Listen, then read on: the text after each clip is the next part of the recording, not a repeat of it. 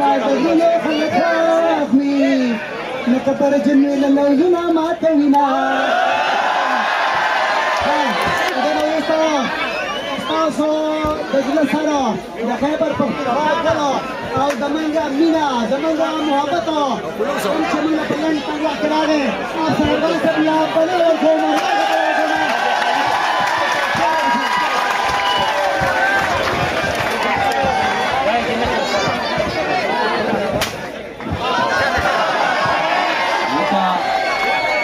مونږ یو چې په دې وطن کې د مینې ډلګوز یو خو د دې ډلګوز نه خلاف وو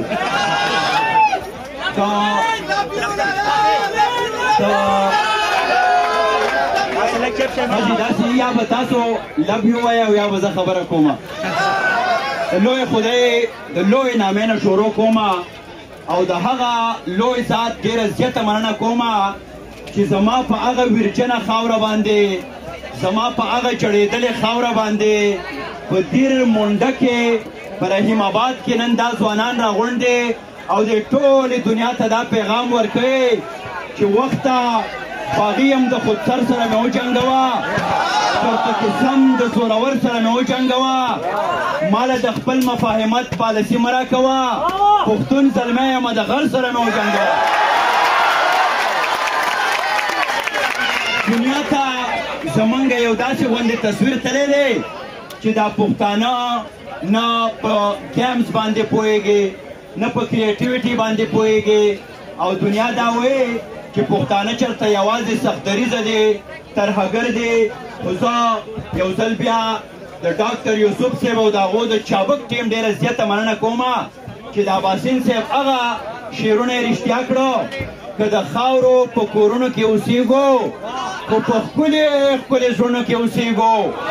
او مونږه تل کوو خبرې سپینې سپینې که په تورو تورو غرونو کې اوسېږو یو ځل بیا په دریځ باندې د ناستو ټولو معززینو د ټولو مبهرینو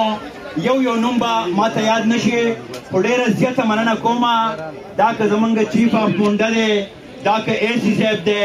دا که زمونږ د باجوړ د مونډه اے سی صاحب او یا څومره هم مشران ناست دي دا د دې خبرې نن غمازګر دي چې پښتانه د امن د مینې د ښکلا خلک دي موږ ته غرونه نه ټینګېږي نو دا مایک به راته څه ټینګ شي مایک کوم خدای پاک وایي دا په دې ورځ باندې خرابېدو سعدالله جان برق صاحب وایي که آواز مې هر څو تت دی هر څو رو دی خو بیا هم یو علامت د ویښېدو دی زمونږ د آواز د ویښېدو علامت دی دا قام زما قام دی نن سهار مونږه په سالوبند کې ما یو سټډن جرنالیزم کوو نو ما ډاکټر یوسف ته وویل چې یوازې شامله زما د مور پلار خاوره نه ده ډېر هم زما د مور پلار خاوره ده زه په دې باندې مینه کوم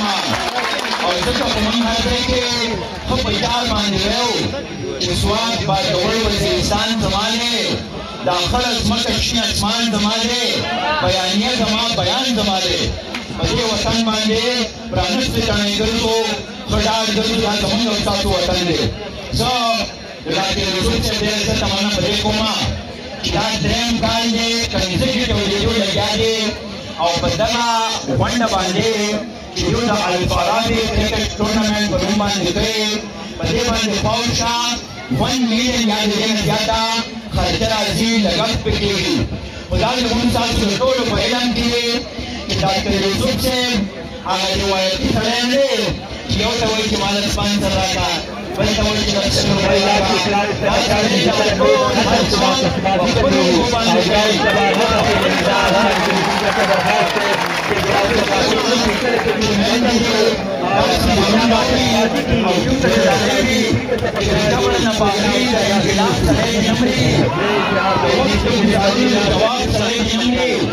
او د غم توره بلا چې د سندرې په زور ورشي تپې چې پکې وایي د رباب سړی جنګي دا د جوړېټ سره د بندې وي او زه هم په دې خوشحاله یم د مې سره په بازار کې د یوسف علیه السلام په خریدارو کې یوه بوډۍ راغلې وه موږ هم د ډاکټر یوسف په خریدارو کې وو چې نن موږ ځان دې سره رسولی دی پکار ده چې قاني مشران هغه خلک چې هغه خپل وطن له کشرانو له د انسانیت له کار کوي هغه ونازولی شي هغو ته ډاډ ورکړی شي. زه به دې ځوانانو ته یوه خبره بله هم کوم، یوه مهرباني به کوئ چې کله به مونږ په دنیا کې خپل په ژبه باندې خپل په کلتور باندې او خپل په تاریخ باندې د دنیا په کل کې کوم کار پیسو کولی شي، کوم کار مات کولی شي، کوم کار مات کولی شي، یا کوم کارونه خلیل جبران کړي دي، نیک شی کړي دي، یا زمونږه چې ویرا کړي دي هغه د دې دا پرځای پښتون ډول او دا ماشوم کولی شي. په دې باندې به باور ساتئ، اعتماد وساتئ. دنیا موږ په دې باندې ذکر شوي یو چې پښتو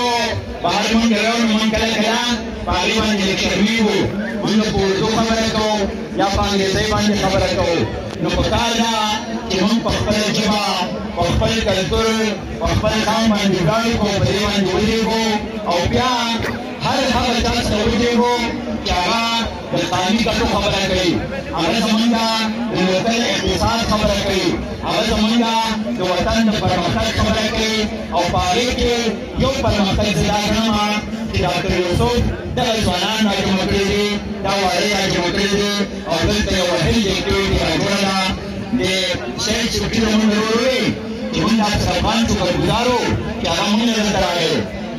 زما ضرورتیانو زه ستاسو شکرګزار یم، په تاسو مین شوم چې ما له دا موقع راکړه او دا درته وایم چې ډاکټر یوسف صاحب او د هغه ملګرو ته وایم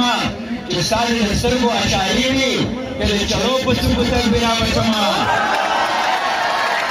او بیا ورته دا هم وایم چې که نیمه یم او نیمه نه یم مازدیګری به د مونډه کلي ته وړم. نن زما خوشحالي چې ده د هغې هېڅ پیمانه نشته دی. رښتیا درته وایم چې ما ته هغه ورځ هم یادېږي چې په 2008 کې زمونږ د داسې په قطارونو کډې به د سوات نه چې شانګل ویرانه وه، ډېر په بده ورځ باندې و. نن په موږ باندې ابادي راغلې ده، خوشحالي راغلې ده. پکار ده چې دا موږ خپل د ژوند یوه برخه وګڼو چې موږ د خپل وطن د امن دپاره،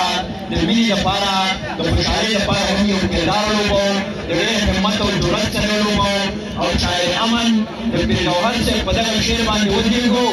چې څار د امریکا نه روس او روس کې ځان یې چینه شي، غواړم چې ټوله دنیا مینه مینه مینه شي. موږ د مینې پیغام مخ په وړاندې وړو. مخکې له دې نه نور مشرانو خبرې وکړې، زما به آخري خبره دا وي وایي چې که چېرته مونږ وایي you will be the best human being if you can justify your existence. چې په هغه خاوره باندې تاسو دا ثابتولی شئ چې تاسو ولې هلته پیدا یئ. زموږ ډېر لوی برینډ روان دی چې د ځوان شونډه شنه کېږي نو هغه یا اسټرالیا ته ځي یا لندن ته ځي یا امریکې ته ځي. زه دا وایم چې لکه ونه مستقیم په خپل مقام یم، که خزان را باندې راشي که بهار په خپله خاوره باندې ودرېږئ، دا ترقي کولی شي. ما ته یو ملګري وي چې ډېر تکړه ځوان یم، که دوبۍ ته ولې نه راغلی چې هلته کار روزګار او بزنس یې. ما ورته ویل چې د دیر نه د شانګلې نه د پېښور نه به څوک دوبۍ جوړوي چې دا هلته راشم، خو موږ به د دیر نه دوبۍ جوړو، د شانګلې نه به دوبۍ جوړو، د پېښور نه به دوبۍ جوړو. اوس به خبرې خو ډېرې کېدی شي، خو تاسو د بلا بچې په خبره کار نه کېږي. سندرونه یې اورېدلې، شعرونه یې اورېدلې، بل ډېر شعرونه اولو دا شعرونه یې زموږ یوسف صاحب الهغه کې هم راغلي وي چې یو خو زوروره ده او سمه جنګ ببره ده. داسې جنګکوي شعرونه غواړي که نه؟ تاسو هم په باندې سره خوښ دي. مایار به نه پرېږدو ښه. اني صاحب وویل چې منمه مجبوري ده چې تیار خو به ساتلو، خو دومره به هم ورځي خو نه مایار خو به ساتلو او بېکاره کېناشې نشته، د کار ځان یې ګورو که هېڅ نه وي د بل په کار کې کار خو به ساتو. د بل په کار کې کار نه ساتو او بل به معیار ساتو. نو شعر دی چې یو خو زوروره ده او سمه جنګبره ده، تور کمیس تر سر قد دا جوړې ډبره ده او دلته چې مکتب ته ځي پیغله څومره نره ده. مکه موله امن خو کوتره ده، دې مور نه بچی روپ دی دا مور دې اودره ده او دا چې په کړک سره څانډي دا زما د سره ده او دا جنۍ ټپې وایي ما نه مو خبره ده او زه په نوم افسر یم دا پوره افسره ده چې ترنم ورته شو تاسو دا اورېدلي دي